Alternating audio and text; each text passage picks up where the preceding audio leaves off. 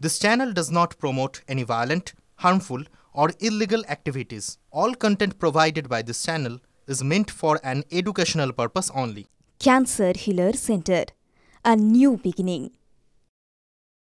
আজ শুরুতেই আপনাদের একটা যুদ্ধের খবর দেব। তা বলে ভাববেন না যে এই যুদ্ধ কোনো গোলা বারুদ রকেটের। এই যুদ্ধ হলো থাবায় থাবায়, নখ দাঁত উঁচিয়ে এই যুদ্ধ হয়েছে। এই মিনিট খানেক ধরে চলে ভয়ঙ্কর লড়াই। তারপর যুদ্ধবিরতি মানে সন্ধি। ভাবছেন তো এটা আবার কোন যুদ্ধের কথা বলছি? তাহলে দেখুন।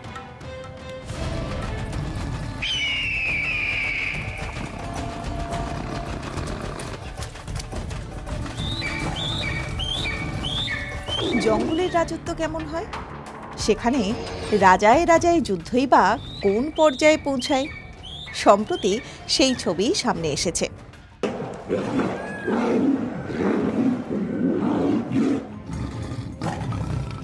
ভিডিওটি ভালো করে দেখুন। আঁচড়ে কামড়ে চলছে লড়াই। দুই বাঘের গর্জনে থেকে থেকে কেঁপে উঠছে চারপাশ। কার পাঞ্জার জোর কত, কে কাকে কুপোকাত করতে পারবে, সেই লড়াইটাই চলল মিনিট খানেক ধরে। হার মানতে নারাজ দুজনেই, শেষে রণে ভঙ্গ। যেন লড়াইয়ের মাঝেই নিজেদের মধ্যে সন্ধি হলো।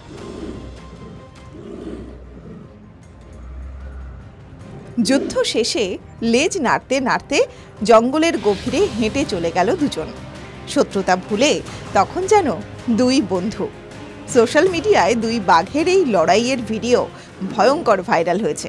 জানা গিয়েছে এটি মধ্যপ্রদেশের কানহা ব্যাঘ্র সংরক্ষণ কেন্দ্রের। ভিডিওটি পোস্ট করেছেন কানহা ব্যাঘ্র সংরক্ষণ কেন্দ্রের ফিল্ড ডিরেক্টর রবীন্দ্রমণি ত্রিপাঠী। আসলে জঙ্গলের রাজা তো বন্য পশুরাই, অথচ সেই জঙ্গলেই মানুষের কোপ বারবার পড়ছে। বিপন্ন বন্য প্রাণীরা তাই জঙ্গল ছেড়ে লোকালয়ে পৌঁছে যাচ্ছে। সেই ছবি ধরা পড়েছে মালবাজারের সেনপাড়ায়। এলাকার মানুষেরা উত্তক্ত করায় একটি হাতি রাগে কংক্রিটের ওয়াচ টাওয়ারে ধাক্কা মারে। তাতে আহত হয়েছে এই দাঁতাল। আসলে বন্যেরা তো বনেই সুন্দর। Bureau report, TV9 Bangla.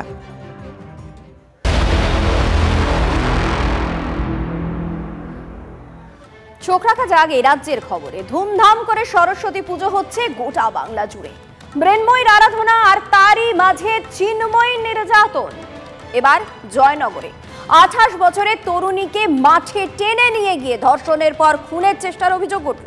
এই জয়নগরেই এক নাবালিকা খুন ধর্ষণের অপরাধে আসামির ফাঁসির সাজা শুনিয়েছে আদালত। তারপরেও কোনো বদল হচ্ছে কি?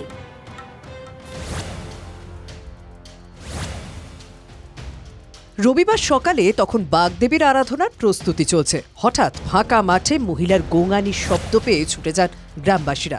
সেখানে গিয়ে চোখ কপালে ওঠার জোগাড়।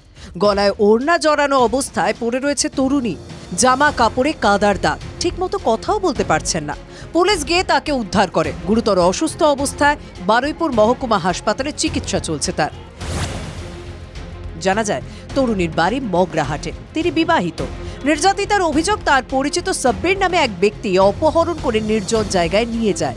সেখানে ধর্ষণ করা হয়। তারপর গলায় ওড়না পেঁচিয়ে খুনের চেষ্টা করে। ধর্ষণ করেছে, ও একলাই ছিল। তুমি চেঁচাওনি?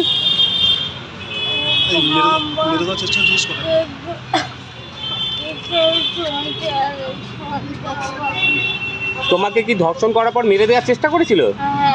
মেয়ের বিয়ে হয়েছিল প্রায় 6 বছর আগে। কোনো কারোর সঙ্গে কোনো সম্পর্ক ছিল, তাই নিয়ে কোনো কিছু বলেছিল? ওই একটু টোটালি ওই ফোন টোন করতো, ওই নিয়ে জামাইয়ের সঙ্গে একটু অশান্তি হতো। আসতে জিজ্ঞেস করলো যে তোমার মেয়ে বিয়ে বাড়িতে যাওয়ার নাম করে কোথায় চলে গেছে, খুঁজে পায়নি। এটা কারা বললো? ও শ্বশুরি লোকেরা, শাশুড়ি আর আমার জামাই। গত বছর 4 অক্টোবর জয়নগরে 4র্থ শ্রেণীর ছাত্রীকে ধর্ষণ করে খুন করা হয়। অভিযুক্তের শাস্তির দাবিতে তুলকালাম কাণ্ড বেঁধেছিল এলাকায়। গত 6 ডিসেম্বর ঘটনার 63 দিনের মাথায় ফাঁসির সাজা শোনায় বারুইপুর আদালত। তারপরও কি বিন্দু মাত্র লজ্জা নেই? 4 মাস কাটতে না কাটতেই ফের ধর্ষণের অভিযোগ, আবার সেই জয়নগরে। মহিলা মুখ্যমন্ত্রীর রাজত্বে পশ্চিমবঙ্গে এই মুহূর্তে মহিলারা মোটেই সুরক্ষিত নন। পশ্চিমবঙ্গে মহিলাদের কোনো সুরক্ষা বলে কিছু নেই এবং মহিলাদের সুরক্ষা দিতে সম্পূর্ণরূপে এই সরকার ব্যর্থ হয়েছে। নির্যাতিতার সঙ্গে অভিযুক্তের কতদিনের আলাপ, কিভাবে পরিচয়, সব দিক খতিয়ে দেখছে পুলিশ। জিজ্ঞাসাবাদ করা হচ্ছে পরিবার ও এলাকার লোকজনকেও। জয়নগর থেকে অভিজ্ঞান নস্করের রিপোর্ট, TV9 Bangla. Cancer Healer Center, a new beginning.